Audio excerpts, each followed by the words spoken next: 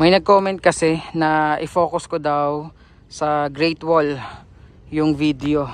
So hindi lang natin i-focus today, talagang personal na pinuntahan natin.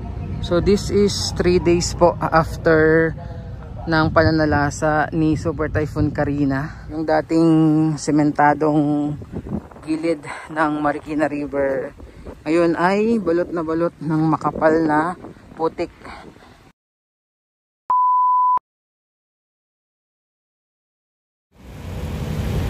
So araw po ng Sabado, pero tuloy-tuloy yung paglilinis ng mga putik dito sa gilid ng ilog dito po sa Marikina City.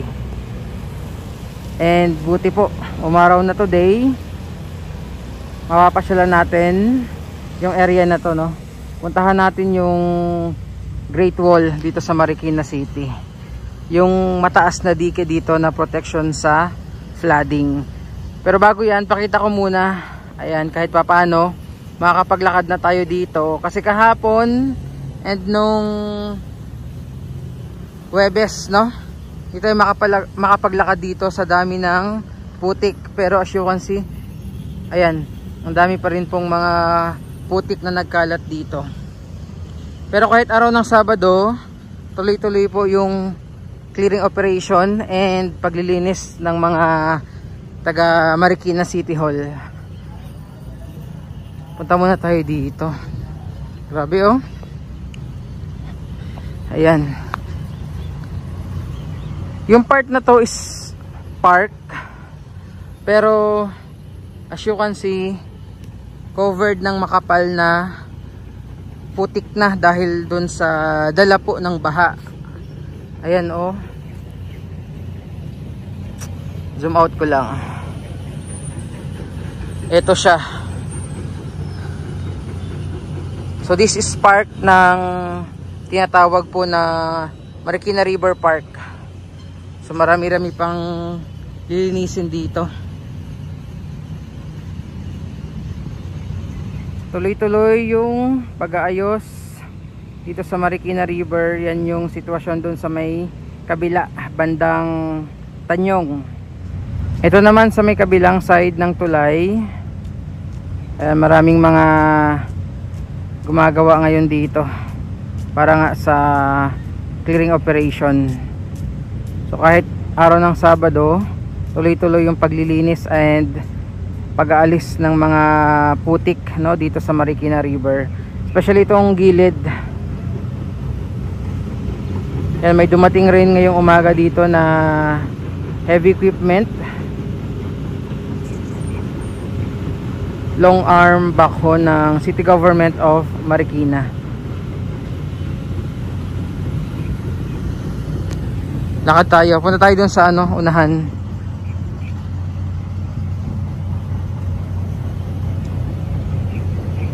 Daming tangay, oh.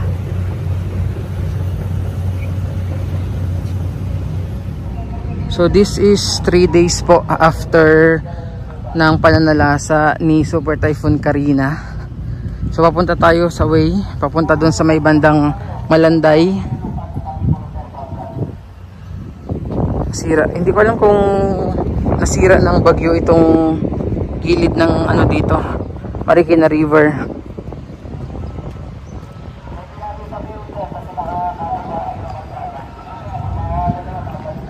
Yan, dami-daming lilinisin. By the way, today is Saturday, July 27, 2024, and time check tayo 10:51 po ng umaga. Pakita ko na rin sa inyo yung level ng tubig ngayon. Ayan, lilinaw na yan sa mga pag nagtuloy-tuloy po na umaraw, no, dito sa Metro Manila. Yan, itong nilalakaran natin nung kasagsagan ni Karina ay lubog po ito. Wala kang matatanaw na ganito nung tumaas yung tubig po dito sa Marikina River.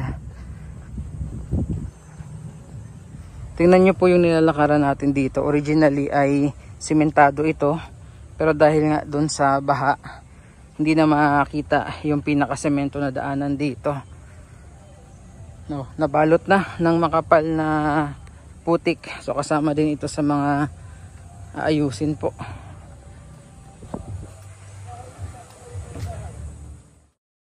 May nag-comment kasi na i-focus ko daw sa Great Wall yung video. So hindi lang natin i-focus today, talagang personal na pinuntahan natin.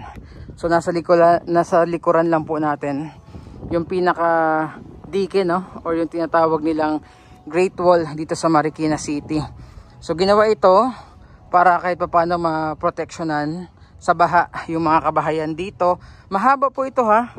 So ito ay malapit na dito sa pinakabayan and papunta ito sa Tumana, na puntahan na rin natin yung bahaging yon ng Marikina, no. Mahaba-haba yan. Doon sa may kabila makikita nyo meron ding dike dyan, pero that is part na ata ng Quezon City. Hindi ko alam kung gaano kataas ito, pero sobrang taas yan. So far naman yung baha na dala ni Super Typhoon Karina ay hindi naman umabot dun sa pinakatuktok, no? Possible siguro dahil kung makikita nyo, putol na dyan yung pinaka Great Wall. So baka dyan dumaan din po yung baha nung dala ni Karina.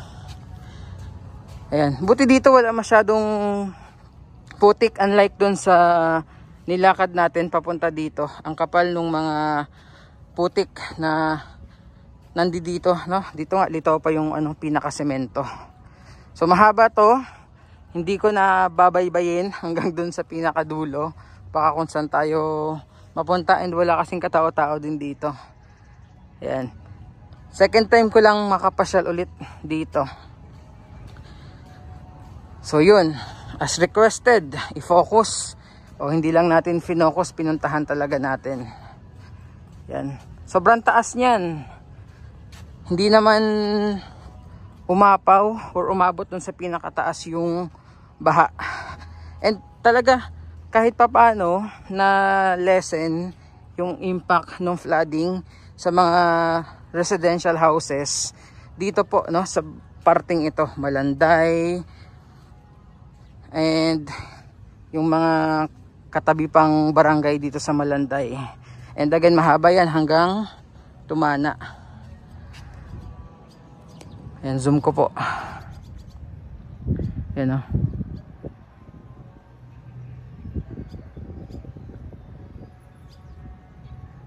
Yung pagtatayo ng dike, hindi lang dito, meron din po doon sa may Provident Village, as well as yung continuous na dredging ng Marikina River ay ilan lamang sa mga efforts ng City Government of Marikina para kahit papaano, no, hindi ganun katindi yung pinsala ng baha kapag habagat, tag-ulan o typhoon season, no? Lalo pa ngayon, pumasok na tayo sa habagat and typhoon season.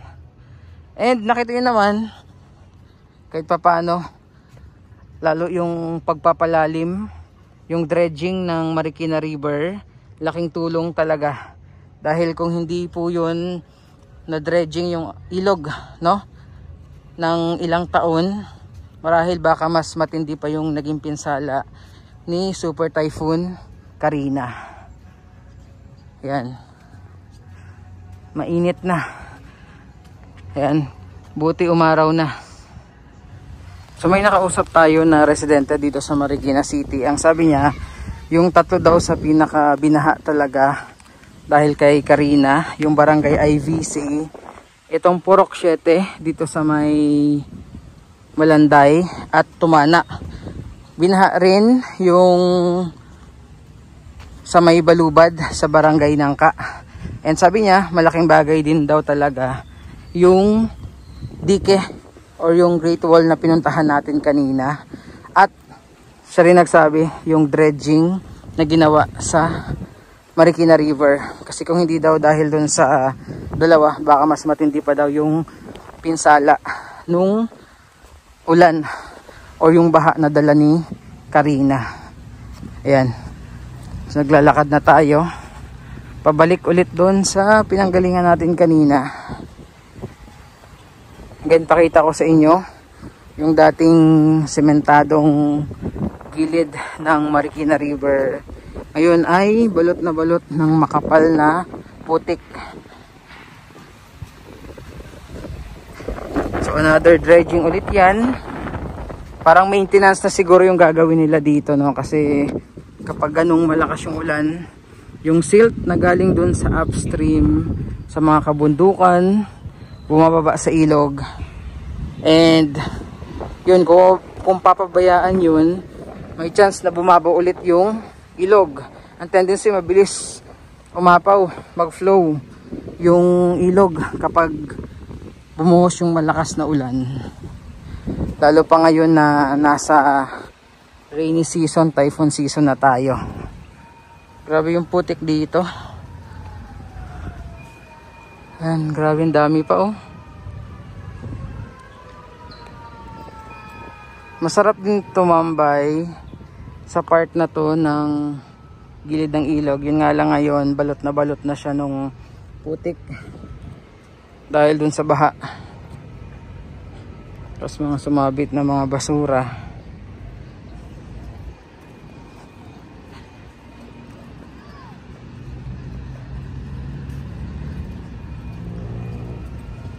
And kung makikita nyo, merong mga parang kubo-kubo dito. Pwedeng mag-picnic yung magpapamilya dyan.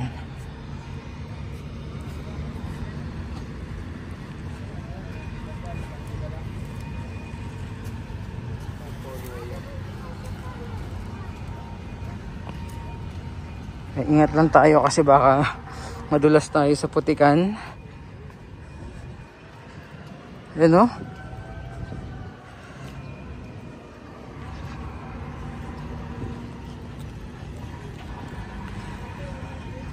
Kita nyo, pati pinaka puno, daming sumabit.